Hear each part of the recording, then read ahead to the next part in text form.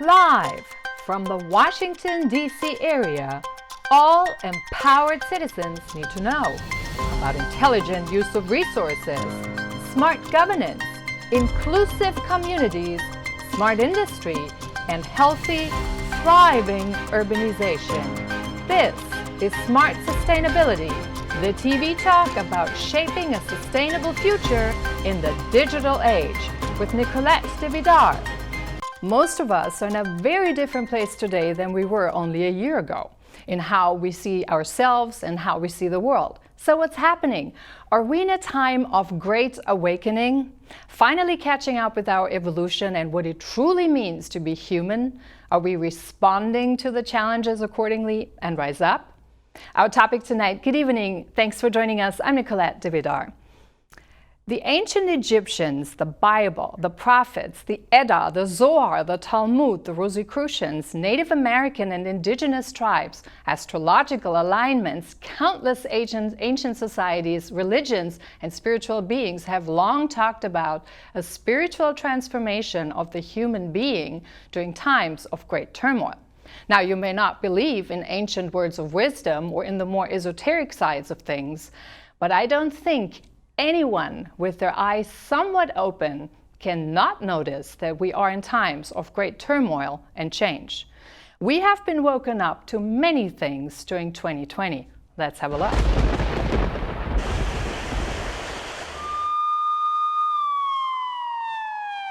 Change is everywhere. There's hardly a person on the planet who hasn't been pushed out of their comfort zone by now. Where do we go? What matters to us? How do we want to live, work, or do business in this emerging new world? Who are we? And more importantly, who can we become? Humanity is at a pivot point. Business, politics, and society used to be business as usual. No more. It's dead. In a world where everything is connected, where change can happen in the blink of an eye, where machines are becoming thinkers, there is one differentiator. You're the central point of a raging tornado of change, a storm fueled by digitization, automation, artificial intelligence, and unprecedented developments that have dissolved boundaries already. A storm that's also raging in us, driving an inner urge for more meaning and purpose. 2020, it's the year we became dual citizens, living in the virtual world and simultaneously in the real world. COVID, one of so many challenges, making us hit the reset button. The once unthinkable, now thinkable. So what's our response? Our world of work has shifted forever. The skills we need are radically different. Our systems are coming to the brink of their ability to function. Human traits such as creativity, imagination, compassion, discernment are more important than ever. Are our structures, ecosystems, and how we think ready for the future? And where are you in all of this, when every level of our lives is being transformed, from economics to human engagement, from social interaction to social empathy? How do we open our minds to places we've never been before, move beyond data to wisdom, from chaos to stability? What's the future you want to see? Good question, isn't it? That, by the way, was an intro to an upcoming program. It sums up ongoing changes pretty well, at least the external ones. That's why we decided to play it. Tonight, we want to put some of the ongoing changes in perspective and discuss what we could perhaps learn from the call to a rising consciousness that ancients have overwhelmingly voiced. And looking where we're at right now, what's going on in the United States and around the world, the question comes up, are we in that time? Joining us tonight is a diverse group of people that have both their feet on the ground and their eyes and hearts on their spiritual development. Our guests come from different faiths, from Islam to Christianity, Krishna to a universal spiritual approach. Please welcome Uzma Sharaf, licensed positive psychology and existential and spiritual well-being practitioner, and she will tell us more about that once she joins.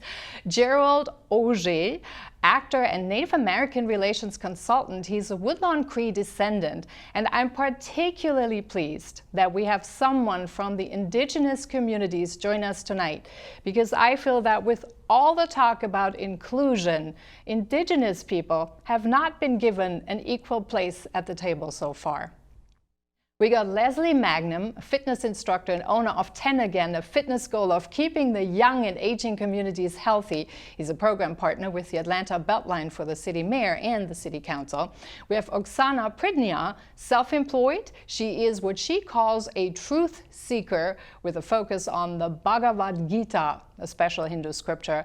We have Tali Scroopy, an IT specialist who's actively engaged in the Creative Society Project and their recent global conference and what the prophets dreamed of. Welcome all of you on Smart Sustainability. And if you at home are wondering what human evolution has to do with sustainability, well, it actually forms the core. Without us humans reconnecting to the life force and nature, there's no sustainability. It's that simple. So let's dive in and see if we are in a time of great awakening. Good evening, all of you. Thanks so much for joining us. I think it's out of question that we already are in a new world. Now, it's not fully recognizable, but I think everyone at this point has realized the world is not the same as it used to be. So we've moved to a different place, consciously or not, but I think really we have all moved to a different place. So I think for a lot of people, the majority of people probably, the idea that the world has come to a standstill may have been, a sudden accident or whatsoever. But the question is there more to it? What's going on? And we know, no, we're not into conspiracy theories, just so you know, but the ancients did have something to say about that, and that's what we're going to find out tonight. So I want to start with Tali. Tali, you were at the Creative Society World Conference, the first of its kind, right? It went around the globe, and you talked about what the prophets dreamed of, because it's a time where all of these things are coming together. Can you give us a summary of some of the most poignant stories that were told at that time that would say something about the turmoil we're in? Thank you, Nicolette. Yes, the conference was truly unprecedented, and we had representatives from all over the world. We had people from all the religions, and they were talking about one thing, simple truth that was brought here by the prophets of all the religions.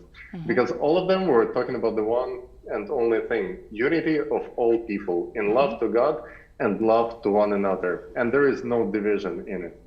But what we see in religions right now, that even in each one of them, we have so many denominations that it's hard to count them. And that is chaff that had to be separated from the truth that was brought by the prophets. And it's very interesting that in all the religions, there are predictions about the end times when human civilization develop enough to have technologies to unite all of the people. And we live in those times. But also we're going to live on the edge of crisis. And we can see the climate crisis right now, economical crisis, educational, healthcare, all sorts of crises we're facing right now. And we need unity. So what can unify people? What can be the platform for unity? And the Creative Society is offering such a platform, is offering a project where all people can unite and build a society in which all of us could live and want to live. But give us some of the examples, that were told on this platform that would indicate a little bit how the stories of the prophets merge together. I know you mentioned when we had the pre-chat, you mentioned some of them. Give us some of that, Tali.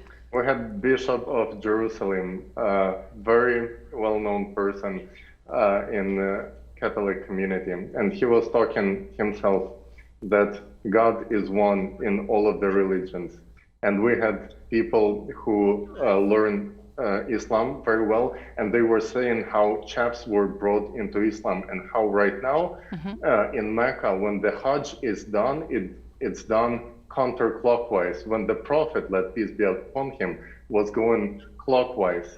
So why people, Muslims, who follow in the Prophet in the very little things, like which sandal he put on the feet first, but they go in the most important parts against the Prophet's words. And this is the chaff that had to be separated. And then when we get to the core of what prophets were saying, then all of them were saying about one thing, that their teachings should not be institutionalized. They should be teachings for all of the people. And we had, so as Krishnaites, so as Buddhist representatives, and all of them were talking about one thing, that actually all religions were having the same grain in its core, the grain of unity of all people. Yeah, I want to get back into that a little more, because first of all, I think we see a lot of evidence about this right now. And the call for unity, as you know, I mean, even President Biden has called for unity, so it is up on people's minds. And we know when you look at the polarization, you actually see during times of transformation more polarization on both sides. It's a normal part of the process. And we definitely have seen this all around the globe in many countries where you see just more opposites, more polarization on both sides. And that also brings up more for us the need to inch closer towards unity. I want to move on to Gerald here for a second. Gerald, Native Americans, Indians have long made prophecies about a very special time. What do they tell in the indigenous communities that you're aware of today about some of those stories? Can you give us some? I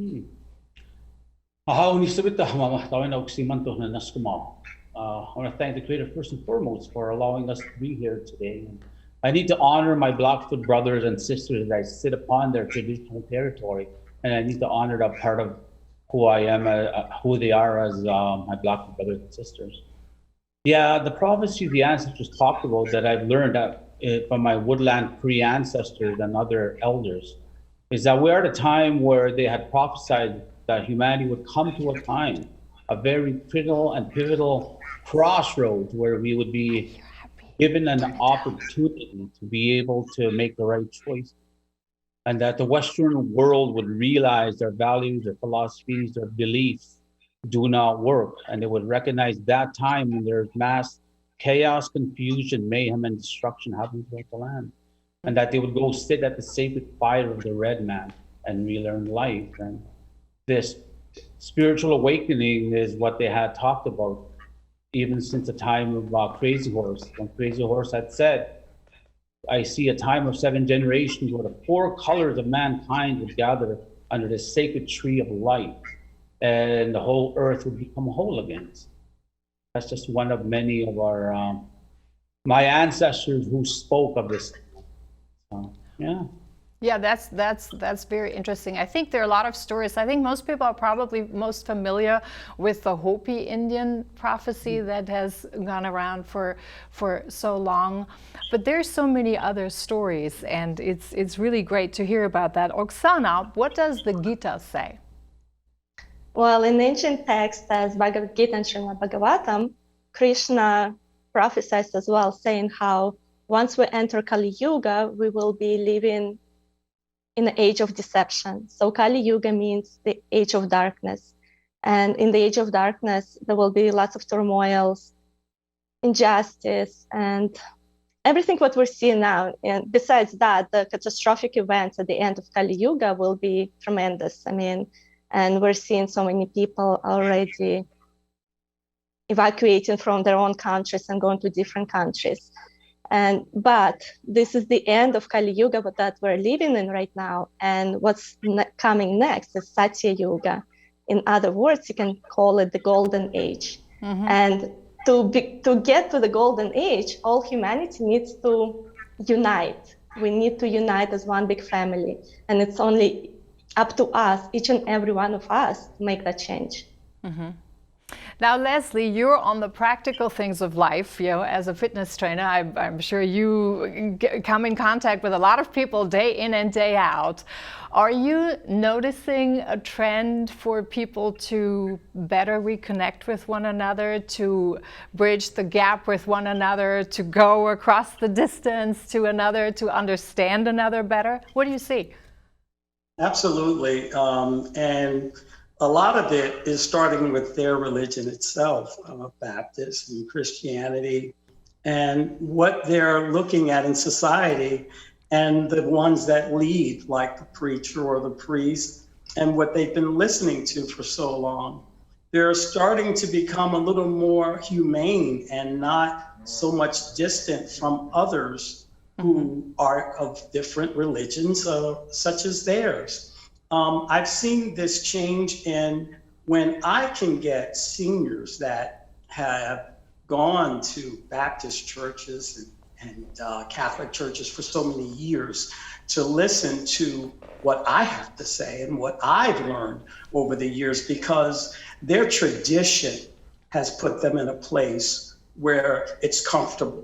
And now I see them coming out of this comfort zone because they want to learn more. They want to be more involved with society, and they see these changes and they don't want to be afraid, of these changes. So they are making their transitions, and these are seniors, these are people that have been around and been through a lot, but they get a sense of being around me when I'm teaching them and getting a different type of camaraderie between each other and starting to listen more of what the younger generation has to say and what society is doing and how it affects everyone and how they don't want to sit around and be more involved. Yeah, it's really interesting because when we talk about religion particularly, in the last decade, we've seen a lot of things evolving through religion, which is really institutionalized faith, which is always dogmatic. And then it becomes stagnant and things like that. So when you look at some of the issues we have, where you had, for example, the problems we had in France that really had issues with the Islamic community and the Christian community. We've had issues. But then when you fast forward to today, 2021, we actually hear, in comparison, relatively little about religion because we see all these other problems coming up. We've seen more of systemic racism and injustices, and we're noticing more the inequality of systems that are brought up more to the surface. So I think there is kind of an acceleration to all of this. Are we at a point where you think we actually can get all on one table and unite religion-wise? Oh, absolutely. I see religions being more questioned now, especially with our younger generation, because they're more into being educated. And, as I said, in a sense for Black people, we've been set on a tradition of church on Sunday and maybe on Thursday, or revivals or what have you. But the younger generations, the new millennials, are looking at, we're just doing what our grandparents did and their grandparents did. What is the real truth? What is the history behind this religion? What is the history behind the life they had? We're much more educated than they were. And we need to show them and allow them to see that we do recognize God. We do have faith. And it's faith, that God and that faith is within us. It's not in your church. It's that you go to every Sunday. I heard so many seniors that felt bad because they couldn't get to church on Sunday. And speaking with them over the telephone, I had to remind them, God isn't in that church. He's in you. And it's hard for them to grasp that. It is really hard for them to grasp that because that's not the way they've been taught. Yeah, but I think that also comes from a misinterpretation over the centuries in what the church is. and what it is. And when you think about the original meaning of the church was actually supposed to be that the human body is the temple and you go within to go to church. It was meant to be to go in an actual building. And yes, I know this may sound, maybe even offensive to some of you, but if you dig a little in and do your research and actually go deeper, that is the origin, the actual meaning of church. That's the human body. It's the temple. So people are supposed to go inside, and I think if anything, maybe during the last year particularly, where we couldn't go to churches or they were more moved online, maybe we've realized more and more that there is actually something that's present all the time and we can go inside, and hence that's a way to bridge the gap of different faiths, different beliefs, different systems. What do you think, Gerald? Well, prior to 1492, we knew the creator that the world knows as God, as Buddha, as Allah. But we were able to live in balance with all of creation, the creator's creation, through our ceremonies, through our spiritual belief. And because there are those of us who believe we're all spiritual beings housed in this human, which is why we have dreams, which is why we have deja vu. And but the world has forgotten two things as we go through the pandemic. That they have forgotten about their higher power, and they have forgotten how truly pitiful we are as human beings. We're operating from a place of ego. And how can you can't say creator blessed, God blessed, and turn around and break two of creator's absolute laws. No human being has a right to play with another human being's life. No human being has a right to hurt another human being. And so for us as four direction people of Turtle Island, we knew our creator, our higher power prior to European contact, and we still do, but we were banned, we were forbidden to practice those ceremonies because they didn't understand what our cultural spiritual beliefs were. And so that's why this whole pandemic that's happening, it's made the world, the creator has sent everybody at home to go back home and rethink how they look at life and how they value life and how do they value their children. A lot of these old people, these elders are the ones who are suffering because society has forgotten about the old people. We as four direction people, we honor our elders because they have life experience. We don't put them away in old folks' homes and let them be there. We take care of them, we honor them, we revere them as life itself, right? So. You mentioned actually something that I find really, really interesting. So when you think about it, we live at a time where we have kind of a clash between people who scream or cry for more rules and more regulations, and then you have those who say we actually need fewer rules and fewer regulations so we can mix and mingle. So if you look at agility, for example, is one that has fewer rules and things like that. Now there is it developed, and I think you mentioned that we operate from the ego, and I think this is where it plays in, because the ego needs rules and regulations because it needs safety, it needs a sense of security, it needs something that's a plannable basis, but spirit doesn't need that. So, and for a lot of people, they've been saying that if you have a developed heart or developed spirit, you're going to have less the need for rules, versus when you're not quite there, you need more rules in place, which is when you look back during the Middle Ages and things like that, that's when they came up with rules to rule society, because it has not been quite developed. So right now we see this huge clash of both of them basically really coming together. The push for more rules and regulation on the one, the push demonstrations for more freedom and fewer rules on the other hand. So who's gonna win? Well, we can't. Ego was created for a reason. There's a healthy ego and an unhealthy ego. Just like academia, religion, faith has been created for a reason, but it's how you honor the spirit of that academia, that religion, that faith. If you honor it to make the world a better place, then you're honoring your ego for really what it was you were given for. And but if you take the academia, the religion, the faith, even spirituality, and you operate from a place of an unhealthy ego, then you're not honoring it for why the Creator has given us as human beings that emotion of ego.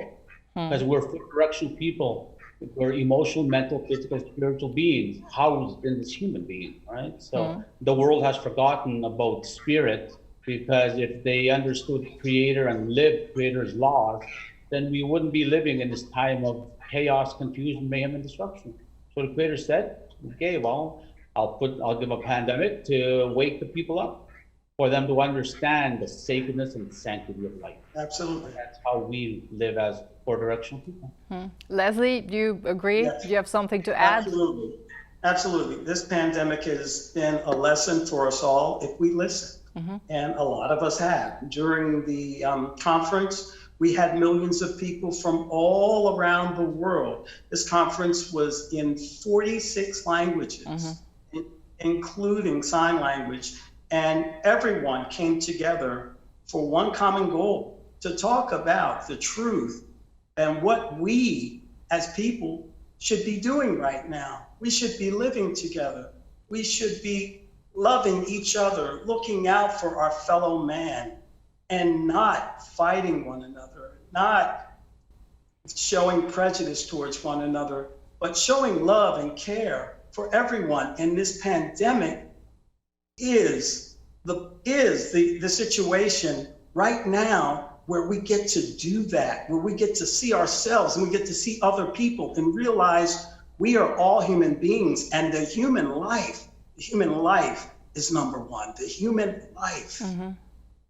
Yeah, we've definitely come to see that a lot of the approaches we've had in the past are no longer applicable, and it's pretty clear. And that actually did make its way up to even politics and in business and things like that. So we are in the time of the great rethink in terms of how do we do things differently. Now, Oksana, you mentioned the Kali Yuga. Do you have a timeline for the Kali Yuga? Because I think there's a different spectrum in terms of what the time frame is that people talk about. Some things it's yet to come, some think it's at the end. Where do you see it? Well, there is actually two opinions on this, because in Bhagavad Gita and Srimad Bhagavatam, they say the time frame, we're actually at the very beginning of Kali Yuga. But then in other Vedic cultures and traditions, they say that we are at the end, and we're actually at the entrance of Satya Yuga, which is the golden age.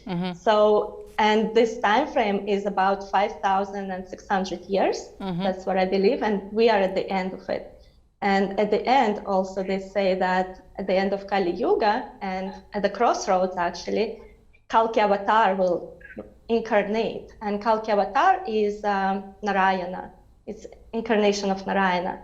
And all religions actually right now come to agree that you call it Holy Spirit, okay, in the other words, that he's here already. And that means we are living at the crucial times. I want to address this here for a second, because I think there is a different interpretation of different things, because we hear, as it sounds like an incarnation, that makes it sound it's for one person or one being, and I don't think that's correct. I think that it's really much more than that. So we talk about whether that's Christ consciousness, whether this is really more of an etheric idea. It's the collective spirit that's coming in.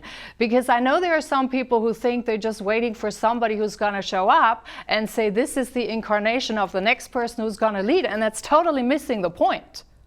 Exactly. And that's the problem, because people are waiting for one person to come and do all the work. But in reality, everyone is chosen here during these times, and all of us have to do that work. Without us and each and everyone in the world, nothing's going to change. Yeah, because I think this really needs to be addressed, because I know there are a lot of people who talk about, the second coming of Christ when you talk about Christianity, and so they expect another person to come up, but this is totally missing the point, because it does call for each and every one of us to step up and rise higher. Now, I want to mention one other thing that is really interesting, and some may know about, some may not. So in astrology, of course, we have had the Great Conjunction on December 21st, 2020, which is where both Jupiter and Saturn went into, from an earth sign, they were in Capricorn, so they go from an earth sign into an air sign. And when you think about this, earth and air are two totally different elements. So they do this conjunction is actually only every 200 years, they go in a different element. And when you look at this, when you look at the blueprint of transformation, which is the caterpillar to the butterfly, the caterpillar crawls on the earth, it's an earth element, but the butterfly is an air element. And so it functions completely differently. It eats different nourishment. It moves very differently. It behaves very differently. It looks for different things. So there's an analogy in terms of, even if you want to talk about the astrologer alignments, there is definitely something to it as well. So that's the classic manifestation of going from earth into air. And I think when we really look at this, what's also interesting is that for the past 200 years, that's when we had the great industrial revolution, we had oil, which comes from the earth. It's all earth driven, it's slow moving, it's a heavy process. Now we have technology, we have knowledge, it's air, it's innovation, it's fast moving, it's quick, the times move quicker. Doesn't it feel like when you experience a week that used to feel like a month or a year just a few years ago? I mean, times go by like this. So I think there is definitely an analogy. A lot of analogies, if we start looking around, we see that there are a lot of correlations that point to that time, and that encompasses all of us and not just waiting for a particular person. And I think one other thing that I really want to mention on this one is also that with astrology particularly, so when they change into a different element, that usually indicates a shift of power. Now, when you look around, we're at a time where people are calling to have more involvement in decision making, right? When you look at agility, what's agile methodology is all about? It's about the talent of everyone to participate, not just a certain person or somewhere a leader on top. It's everyone. So giving the conference that you had, and I know you've had a lot of people visiting there, but when you look in your day-to-day life where you're all at and you're all in different areas, do you see that we're coming closer to that understanding that it really depends on each and every one of us? Absolutely, absolutely it does. We all cannot be afraid of evolving. We've watched everything around us evolve materialistically, but within ourselves is where it is most important. It is most important within ourselves to evolve so that we're able to show love, that we're able to show trust, that we're able to show protection to each other. And that's the evolving we've missed. That's where we need to go. I would agree.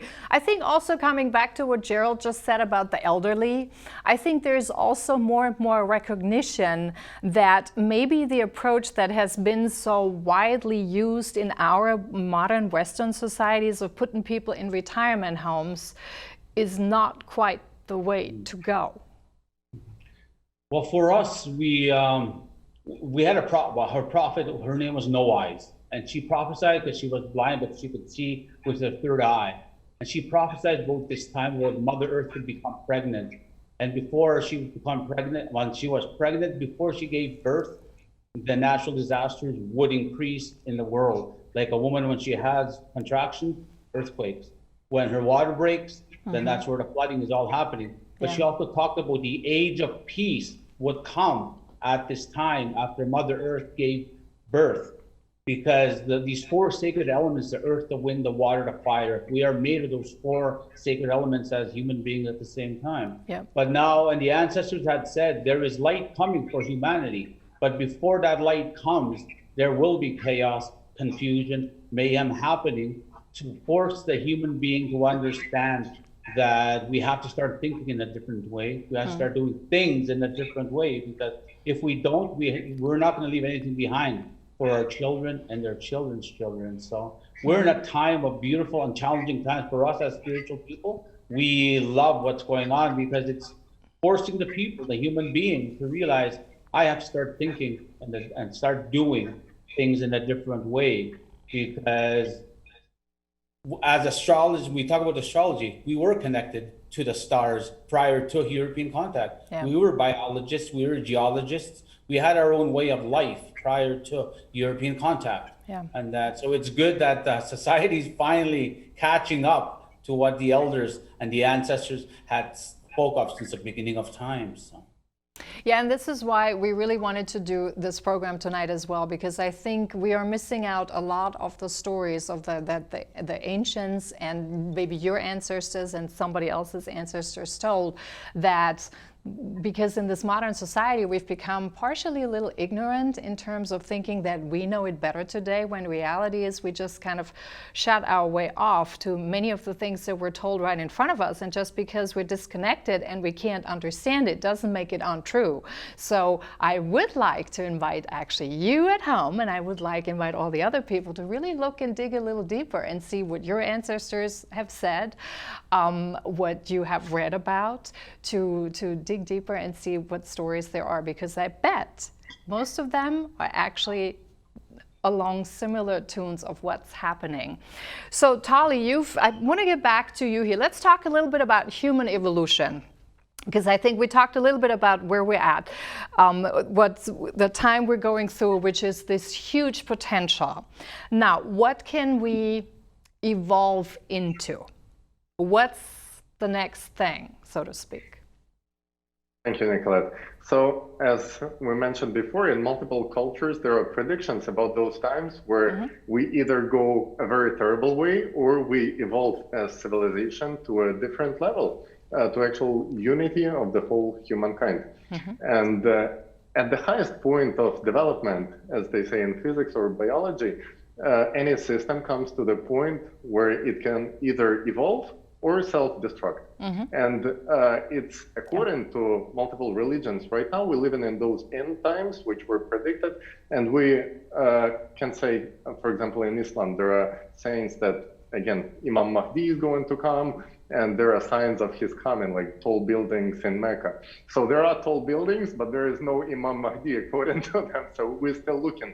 But instead of looking outside, why don't we look inside? And I think this COVID helped us all when we stayed by ourselves, as you mentioned, staying one-on-one with our ego, face our own demons, our own battle, and see what can we do for the society. Instead of consuming from the society, what can I take? What can I give to the society? And I was able to find this amazing project that helped me to get to know other cultures better and already start uniting with people from all over the world. And it's a platform for discussion. So Creative Society is just offering a platform for people to discuss what kind of society we want to live in and see how we can implement those things.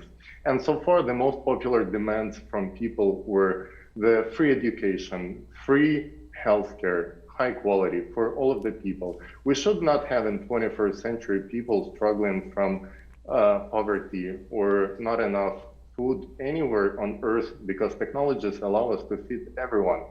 But how can it be that around 850 million people don't have access to food as it's needed? So we're talking about a platform that offers for people to unite in discussion and see how can we develop, how can we evolve. But it's up to people to accept this or not accept. Again, just as predictions, we have two different paths to choose. So it all comes to human choice. So when you talk about human evolution, I think what would probably sum it up, most of it is like, yes, there are all these things. We want to eradicate poverty. We know we need to look better for nature and take care better of nature and start actually recognizing nature as Mother Earth, as you said. I think once we start seeing it as a living organism, we're going to be in a much better place. But so a lot of this, though, is a quality which to me comes together or sums it up as compassion and empathy. So when we talk about human evolution, are we seeing the human or the next stage of the human as this more lived, empathic, compassionate, connected being? What do you think, Leslie? Well, I think, what would drive every human being in that direction is faith, whatever their religion is. But the desire to have faith, that faith is what gets you out the door. That faith is what allows you to stand tall. It allows you to say hello to people, smile at people. It's faith that gives you the courage. It's faith that makes you responsible and you don't even know it. You're doing things for people because you really do have God in you. And I believe that's the connection that we've all been missing. We've been reaching outward when it's in us. And that's where we need to focus. I believe that every human being believes that they have good in them. When we were kids, we would do anything. We weren't afraid to do anything. And I believe that when we as adults go back and we look at, wow, look at me when I was a kid. I wasn't afraid of anything. I loved everyone. I didn't see color. I didn't do any of that stuff. I respected everyone. And respect is so important. It's even more important than understanding. You don't need to understand everything. You have the desire to love and respect. I mean, when you can do that, there's no stopping. There's no stopping this world when we learn to do that. When it comes to the way we speak or another language, no one should ever have to change their name to make someone else feel better. It's the other direction as well. They don't understand, they can't pronounce your name. So the respect is what's needed with everyone and everything. Everyone. And the awe, because you mentioned children. When you watch children, there is this natural awe of looking at miracles the way they are. And it's just, you can see it in kids. There's this pure joy of just looking at the miracles of life, the joy, the colors, the just being alive. There's so much pleasure in that. And we lose that as we grow adults for various reasons. The education system takes actually a lot of that creativity out when they tell you that we try to standardize everyone, which is kind of ridiculous because when you think about it, everyone is born to be unique. So if everyone's born to be unique, why do we put everyone in the same pot? Ridiculous, right? Absolutely. Everyone has their own dreams. Everyone has their own talents, and they should be able to express that. And I believe we as adults should not take that away from kids. We as adults right now have to change that system. We as adults, every adult has to change that system where we don't ruin that life that is so not just innocent, but pure with love and gentleness. And if a child can grow with that into an adult, imagine what this world would be. Well, the elders and ancestors talk about the world is wondering why it's spinning out of control, because we are living a 1260 frequency, chasing a calendar and a clock that will never catch up to 60 seconds to a minute, 60 minutes to an hour, 12 months of the year. And that's why the stress, the cancers are happening in the world. The ancestors and the elders say, go back to the 1328, which is your real time. There's a full moon every 28 days, 13 times of the year. The world is wondering why they're losing focus, they're spinning out of control, because they're chasing artificial time that they'll never catch up to. So how can you listen to the silence when you're rushing through life and saying to yourself, 80 years, when you're 80 years old, I should have, I could have. When you never want to live your life in your dying moments and saying to yourself, I should have, I could have, when you could just learn to be able to live in a moment. You can't say you live in a moment as you look at your clock and look at the calendar as you rush out the door. That's not what living in a moment's all about. It's all about understanding that balance, that inner balance. And for us, you can, when you ask something of the creator and the ancestors, you have to do your 50% for the creator and the ancestors to do their 50%. Because you can't expect it all to be handed to you on a silver platter, because then you wouldn't understand respect. You wouldn't understand what it takes to earn what you want in your life, right? Yeah, I really liked what you said about the artificial calendar. I think there's so many artificial systems that we've put in place, which makes it so unmanageable now, because we have been so disconnected from the natural flow of life. You know, the 28 days. I mean, every woman actually knows that. You just follow, you know, your cycle.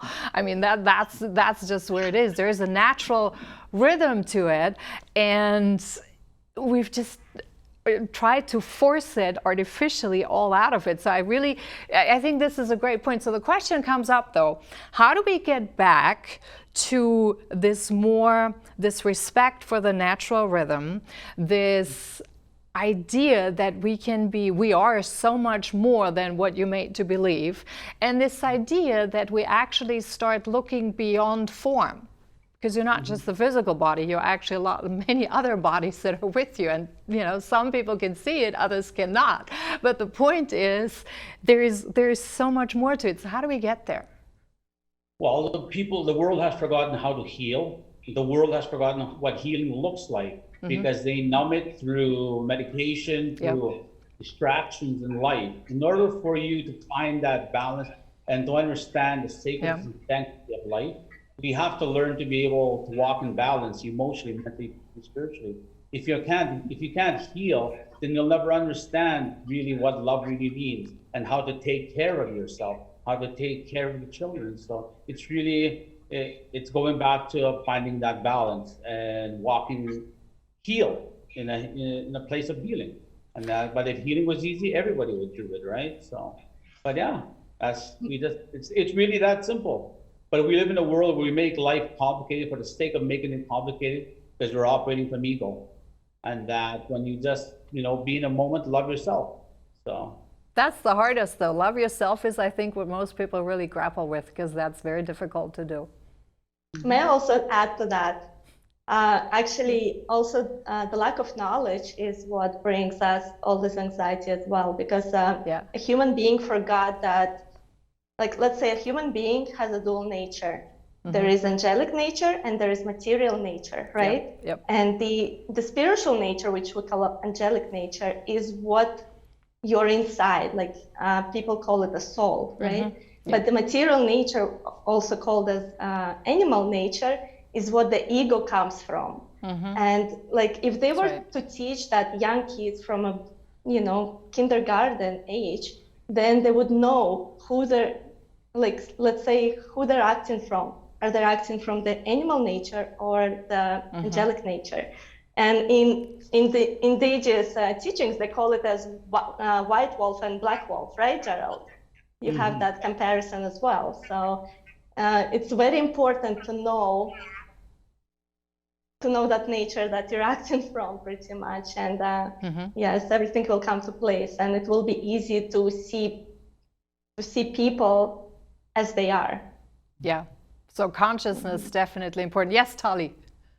I know you have something to add. Go. Yeah, it's very interesting, because one of the most important things, as Gerald says, to act out of love. But today we live in conditions that we created ourselves as a society, where we constantly worried. We don't act out of love because we're afraid. We have fear of uncertainty of tomorrow. Are we going to be able to pay off the loan? Are we going to have enough money? Are we going to keep our job tomorrow? Are we going to be paying to keep up with our debts and everything? We even put food on our table, or provide healthcare and education for our children. So creating conditions, as we can call it creative society, or choose any other name, it doesn't matter, but create conditions under which people live in circumstances where they don't have to worry about existential problems, and have more time to self-educate, participate in the activities of the society, and actually be curious, get to know other people, and contribute to the commonwealth. That's the goal of our whole idea of creative society right now. Thank you. Yeah, and I think there is a big push for creating conditions that make it easier and to get off the hamster wheel and move it along. But I think there's more to it, that I do want to talk a little bit about this.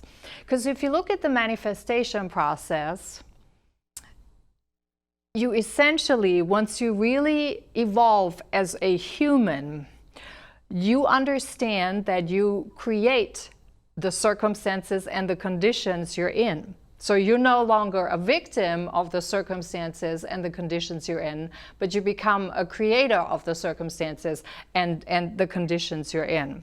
So, which is part of the whole evolution of getting back to your own power that we're born with, that what Gerald mentioned earlier is what we have forgotten. So to reconnect with that and embrace it and actually accept that and develop towards that.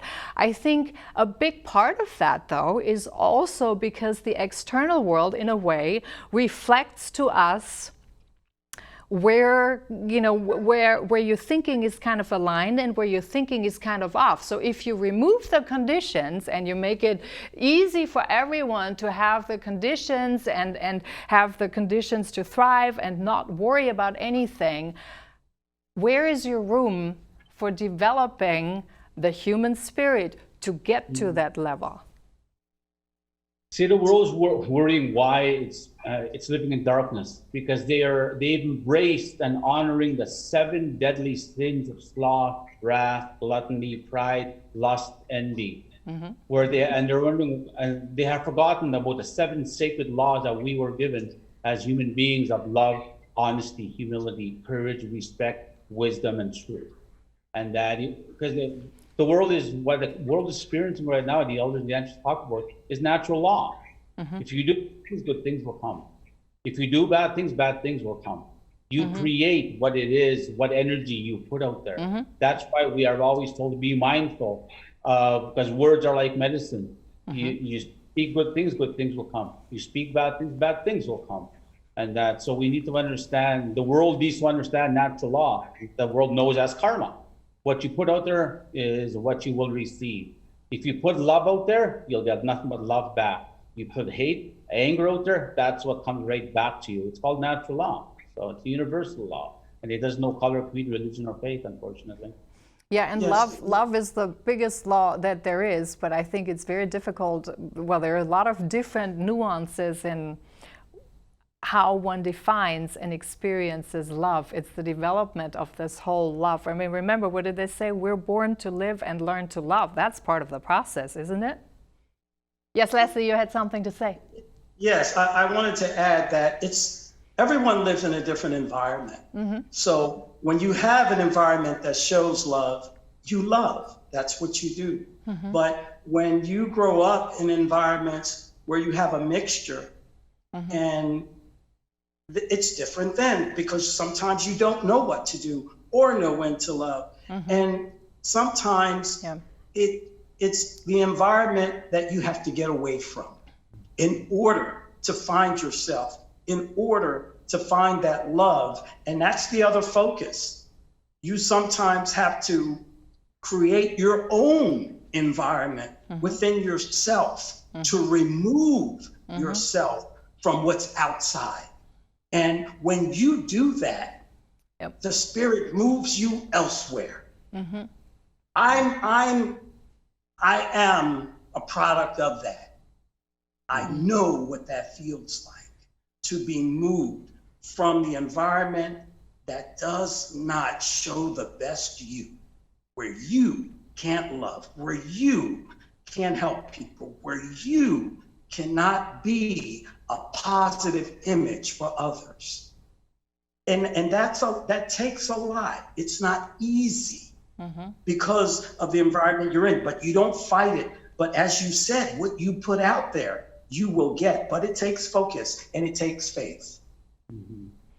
Yeah, and I think it's really coming back to that inner child thing. When you're born, the first 5 years you're still closely linked to I want to say the world you came from before you were born. So you still have that natural faith, that faith in life and that faith in the universe. And then depending on what your circumstances are, you may lose them over time, and we kind of have to work back to that state. I mean, the Bible said you have to live like a child, play like a child, love like a child to get back there. And it's not so easy to do. But when you really look around, in the environments we have today, you start talking about these developments in organizations, in businesses, in environments where people become more open-minded. And I mean, quite honestly, that question goes out to all of you. Have you not noticed when you start talking about this, there's so many other people who kind of come up and say, yeah, the thought occurred to me, but I was afraid of speaking about that because I thought people would think you're cuckoo? That's right. That's right. You know, and the conference proved that. The conference brought people together who thought that there weren't others that thought that way. And yes, there are millions of people that think that way because we have all been a child. We have all been kids. We have all been children. And we all have the desire to do better, to evolve into something better. And yes. And that's really the unifying thing, and I think it really has become apparent to almost everyone that we want something else. So are we going in a change maker age? I know you talked about the golden age, so are we becoming change makers and be more active in what we do to make this world a better place, to rise up to what it really means to be a human, a spiritual being in a physical body? What do you think? We have about 2 minutes left, so let's go. Oksana, what do you think? Yes, definitely. It's all up. It all begins with us and lead by an example. So just do good deeds to others, and other people will see it and they will follow it, right? And teach your kids to do that the same. Like buy them books that teach them good manners, humanity, and love, everything like that. Yeah. Gerald? Well, as Joshua said, love thy neighbor. Yeah, which one would think in this day and age actually should be easier, but then of course with all the restrictions and COVID stuff it got a little bit more difficult. But I'm thinking that a lot of people are at this point where they realize how much they actually would like to have social contact, how much we humans need social contact, how much we want to be out there and hear other people and get their energy and get their dynamic and all these things. So what do you think, Tali? I think it's really a unique time because we have opportunity to connect with each other, like me being in Los Angeles and you and Gerald being in Canada and Leslie in Atlanta, Georgia. Oksana is in Toronto as well, as I know.